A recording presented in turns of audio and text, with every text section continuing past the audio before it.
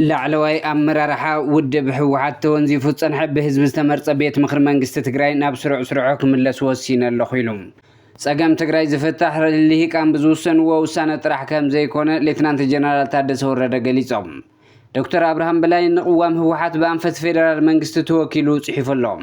ኣብ ክልል ዓፋር ዝርከብ ሽፍታን ባዕሉ ሓራ መሬት ወይ ድማ ቲፒኤፍ ዝብል መፀውዒ ሽም ገይሩ ዘሎ ካብ ታሪኽ ደምሒት ክመሃር ይግባእ ተባሂሉ ኣብ መቐለ ማእኸል መዕቆቢ 70 ካሬ ዝርከቡ ተመዛበልቲ ብሰንኪ ዝዘነበ ከቢድ ዝናብ ንሓደጋ ተቃሊዖም ኣብ ዞባ ምዕራብ ትግራይ ተጋሩ ሕዝውን ኣብ መገዛ ዓዶምን መረበቶምን ከም ካልኣይ ደረጃ ዜጋታት ተቆፂሮም ብዘይ ምቁራጽ ይስጎጉን ዘይዛረየ ፅንታይ ፍጸሞም ከም ዘሎን ሂማን ራይትስ ዎች ዕላው ገይሩ መቐለ መሕቢኢ ገበነኛታት ባህር ዳር ኣይኮነትን ኣብ መወዳእታ ዜናና ሓይሊ ባሕሪ ኢራን ሎሚ ኣብ መጻብ ሄርሙዝ ንሰለስተ መራኸባት ተካበን ከም ዝሓዘ ድማ ኣረጋጊጾም ሰላም ኣብ ኩሉ ኩርናዓት ዓለም እትርከቡ ተኸታተልቲ መደብና ዜናታት ዝዕለት በርእስተ ዜና ፈሊምና ናብ ዝርዝሮም ከነስግረኩም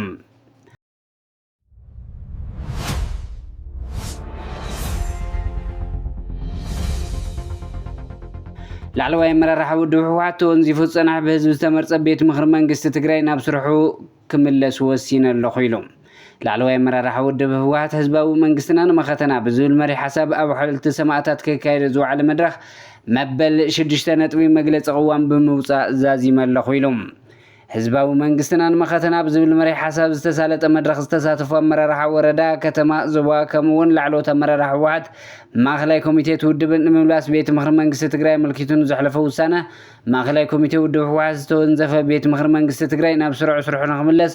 ዘሕለፈ ውሳነ ትግራይ ከም ህዝቢ አንጸላሊዋን ዘሎ ሓደጋ ህልውና ዝተረደን ህዝቢ መቃለሲ ማእኸል ክልዎ ዝገብር ውሳነ ስለ ዝኾነ ንተግባራውነቱ ግቡእና ክንፍጽም ኢና ምባሎም እቲ ቤት ጽሕፈት ኣብ መግለፂኡ ሓቢሮሎም ማእኸላይ ኮሚቴ ህወሓት ምስ መንግስቲ ኢትዮጵያ ዘለዎ ኣፈላላይ ብዘተን ድርድርን ክፈትሑ ከም ዘለዎም ዘሕለፈ ውሳነ ንመትከላዊ እምነት ህዝብን ውድብን ዝኾነ ሰላም ሕዝውን ዕድል ዝህብ ስለ ዝኾነ ካባና ትፅቢት ዝግበር ኩሉ ክንፍጽሞ ቃልና ኣትውን ኢሎም ፀገም ትግራይ ዝፍታሕ ፖለቲካዊ ልሂቅ ብዝውሰነ ውሳነ ጥራሕ ኣይኮነን ፕሬዚደንት ሌተናንት ጀነራል ታደሰ ወረደ እቶም ፕሬዚደንት ነዚ ዝገለጹ ሎሚ 14 ሚያዝያ 2018 ገዝ ብፍሉይ ኣብ ዝሃብዎ መግለፂ እንትኾን ፀገም ትግራይ ዝፍታሕ ፖለቲካዊ ልሂቅ ብዝውሰነ ውሳነ ጥራሕ ዘይኮነ ምሁራት መራሕቲ ሃይማኖት ህዝቢ ከምኡውን ኩሎም ነጋዶን መላእ ህዝብን ዘትዮም ኣሚኖምሉ ብዝውስንዎ ውሳነ ምዃኑ ይገልጹ ዝኾነ ይኹን ኣካል ዝመሰለ ውሳነ ክውስን ይኽእል እዩ ኣፈላላይ ሓሳብ እውን ክኽበር ኣለዎ ማእኸላይ ኮሚቴ ህወሓት ወሲንዎ ዝተባሃለ ሓሳብ ድማ ናይ ባዕሉ እምበር ንኻልእ ዝገልጽ ኣይኮነን ቅድም ክብል ኣብ ዝሃብክዎ መብሬ ካብቲ ዝሃብክዎ ዓውዲ ወፃእ ብናይ ባዕሎም ሓሳብ ጽሒፎም ናብ ፈነወ ዘቕረቡ ሚድያታት ከም ዘለዎ ብምዝኽኻር እቲ የኽብሮ ዝበልክዎ ነቲ ኣፈላላይ ሓሳብ እምበር ነቲ ውሳነ ኣይነበረን ይብሎም ትግራይ ኣብ ተኣፋፊ ዞባው ኣብ ዘለትሉ ብዙሓት ተጋሩ ጉዳይ ትግራይ ይግበአኒ እዩ ኣብ ዝብልሉ ግዜ መዋፆ ትግራይ ኩሉ ትግራዋይ ኣሳቲፍካ ዝውሰን ውሳነ እዩ ክብሉ ይገልጹ ዶክተር አብርሃም በላይ ንቅዋም ህወሓት በአንፈት ፌደራል መንግስቲ ተወኪሉ ጽሒፉ ኣሎ ዓይነ መርፎ ዝጠፈኦ ቅዋም ህወሓት ኣብ ምፍጻም ውዕሊ ፕሪቶሪያ ክብል ድማ ይገልጾ ጉዳይ ተፈናቀልቲ ዝምልከት መንግስቲ ፌደራል ተፈናቀልትና መረበቶም ተመሊሶም ባዕሎም ብባዕሎም እናመሓደሩ ዕድሎም ባዕሎም ይውስኑ ንዝብል ንሳቶም ድማ ተፈናቀልትና መረበቶም ዝምለሱ ውድብ ምስ ዳሕነት ውድቦም ሒዞም እዮም ዝኣትዉ ይብሉ እቲ ሓቂ ውድብ መዓዝ ከም እትድሕን ብኸመይ ከም እትድሕን ጠፊኡዎም ንሰለስተ ዓመታት ኣባኺባ ዕንክሊልን ኣለዉ ክብሉ ይገልጹ ኣብ መንጎ ክልል ኣምሓራን ትግራይን ዘዋጥጡ ግዛኣታት ነቲ ግዛኣት ተጋሩ ዝኾነ ምዕራብ ትግራይ ዘዋጥጡ ዝብሎ ዘሎ መንግስቲ ፌደራል ዘሰሓቡ ቦታታት ብመሰረት ሕገ መንግስትን ውዕሊ ፕሪቶሪያ መዕለቢ ክረኽቡ ይግብኦም ይብል ንሳቶም ድማ ይብል ንህወሓት ማለት እዩ ሓደ ግዜ ዘሰሓብ ቦታ የለን ካልእ ግዜ ግዝያዊ መንግስቲ ከምዚ ዓይነት ማንዴት የብሉን ብምርጫ ሕጋዊ መንግስቲ ክሳብ ዝምስረት ክፀንሕ ኣለዎ ይብሉ ይብል ብተግባር ድማ ብፍጥነት ህዝቢ ዝመረፆ መንግስቲ ከይምስረት ኣብ ምዕንቃፍ ይርከቡ ውፅኢት ዘየቋርፅ ፀገም ተፈናቀልትን ቀጻልነት ዘለዎ ምንጭ ቅርሕንትን እናኾኑ ይርከቡ ይብሉ አብርሃም በላይ ፖለቲካዊ ልዝብ ዝምልከት መንግስቲ ፌደራል መሰረታዊ ፀገምና ብመንገዲ ሓበራዊ ልዝብ ኮሚሽን ተጠቒምና ብዘላቕነት ንምፍታሕ እንትብል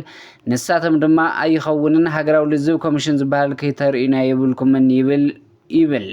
መንግስቲ ፌደራል ብመሰረቱ ውዕሊ ፕሪቶሪያ ኣብ እዋን ውግእ ዝተፈጸሙ ገበናት ብናይ ሽግግር ፍትሒ መዕለዊ ይርከቡ እንትብል ንሳቶም ድማ ሽግግር ፍትሒ ዝበሃል ከይተርእዩና ከይተስምዑና ይብሉ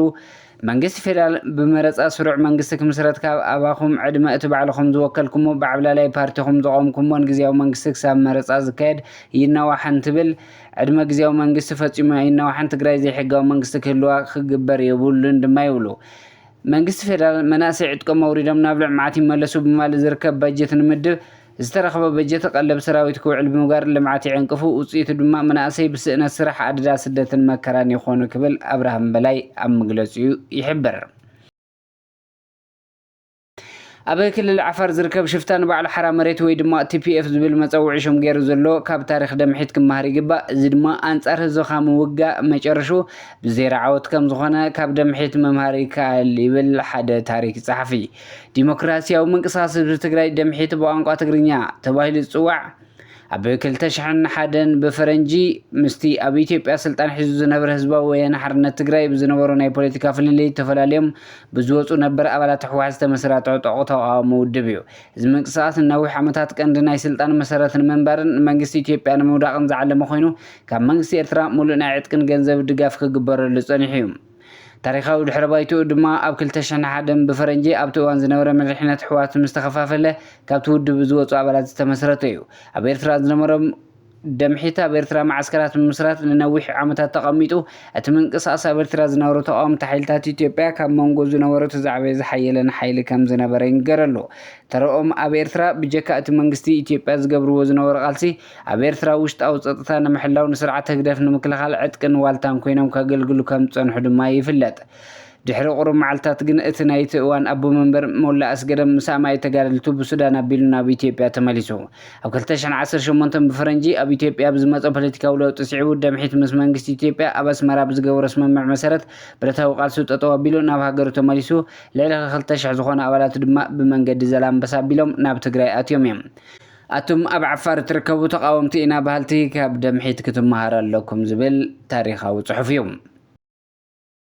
ኣብ መቐለ ማእኸል ማዕቆብ 70 ካሬ ዝርከቡ ተመዛበልቲ ብሰንኪ ዝዘነበ ከቢድ ዝናብ ንሓደጋ ተቃሊዖም ሎሚ 14 ሚያዝያ ኣብ ከተማ መቐለ ብዝዘነበ ሓያል ዝናብ ኣብ ማዕቆብ ማእኸል 70 ካሬ ልዕሊ 70 መንበረ ኬንዳታት ሙሉእ ማይ ከም ዝኣተወምን ኣብ ውሽጢ እቲ ኬንዳ ዝነበሩ ንብረትን ቀለብን እውን ካብ ጥቕሚ ወፃኢ ከም ዝኾኑ ተሓቢሩ ኣሎ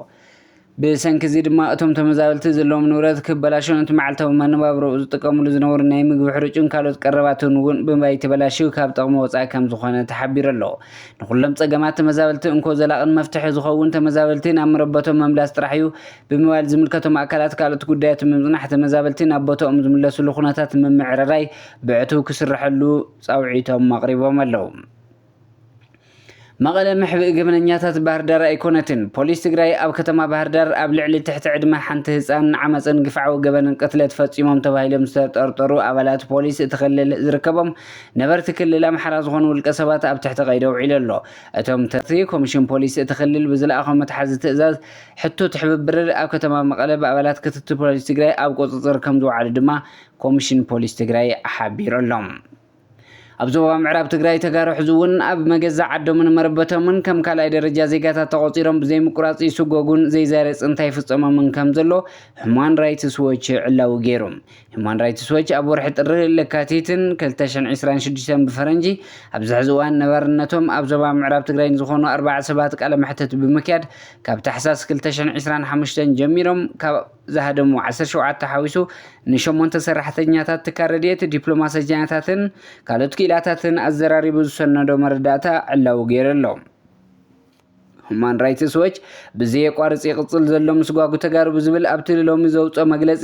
ኣብ ዞባ ምዕራብ ትግራይ ሕዚ እውን ዘይዛረፅ እንታይ ፍፀም ከም ዘሎ ረጋጊፁ ካብ መረበቶም ብሓይሊ ተሰጊጎም ኣብ ዝተፈላለዩ ግዝያዊ መዕቆቢ ኣብ ከቢድ ሕሰም ዝርከቡ ተጋሩ በቲ ሕዚ ዘሎ ኩነታት ናብ ዓዶም ዞባ ምዕራብ መምላስ ውሑስ ክኸውን ከም ዘይኽእል እውን ማሕበረሰብ ዓለም ድምፁ ከስማዕ ከም ዝግባእ መግለፂ ትካል ይሕብር መንግስቲ ኢትዮጵያ ነቲ ኣብ ምዕራብ ትግራይ ዝፍፀም ዘሎ ስርዓታዊ ዝኾነ ኣድልዎ ከቢድ ግሰት ሰብኣዊ መሰልን ምፅራግ ዓሌትን ደው ከብሎን ኣብ ልዕሊ እዚ ከቢድ ግሰት ዝተሳተፉ ሰበስልጣን ምእጋድ ኣልዳይ ምፅራይ ብምግባር ብሕጊ ክሕተቱ ክገብር ይግባእ ኢሉ ሁማን ራይትስ ዎች وطري هرمز حيل بحر إيران بساتلايت مسلتات مراخب حيزلو أب مصاب هرمز وطرنا وسخي خرلو لو مزتزرقحنا ساتلايت مسلتات سلستن جلابو قلطف متقعد زفصما جلابو حلوا سورا إيران أبت مصاب دحر مكتتال ناب جماجم بحر إيران يملسا كم زلوا يحبرو إذا حبريتا زي نتي بريزيدنت أمريكا دونالد ترامب حيل بحر إيران ملؤ بملعاني زبلا بهلا زصارري تباهيللو بمسارة مردات ساتلايت حيل بحر إيران جنا أبت استراتيجيكاو مسمر مايص كحدر يخيلي تباهيلو حيل بحر إيران لومي أمصاب هرمز نسلسته مراخبات كيعو كلته كابن كم زحزه دما أرغاغيصلهم جرمناو منقد أير لوفتانزا بسنكين هرواغا نداد نفرتي كل 20,000 وشت إيروبا زكاد حاصر تبرراتات كسرز مخانف ليتم